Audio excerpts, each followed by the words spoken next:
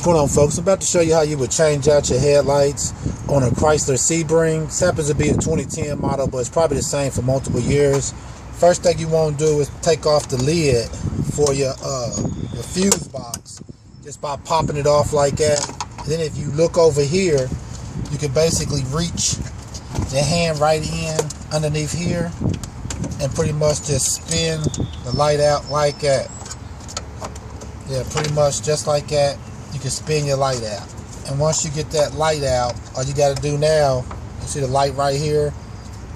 Basically now you just want to pop the back part off and then pull your light bulb out like that, and you'll have your light out, so you can go ahead and put your new light in. And then once you get your new light bulb, just take it, plug it right back in to your power harness, and then take it, you can kind of reach right behind your fuse panel, stick it back into the opening, and then once you do that, stick it back in and turn it down, and it'll lock into place, and pretty much you'll be done. Alright folks, once again, this is how you would change out your headlights on a Chrysler Sebring. This happens to be a 2010 model, but it's the same for multiple years. Alright, thanks for watching, and please subscribe. Thanks.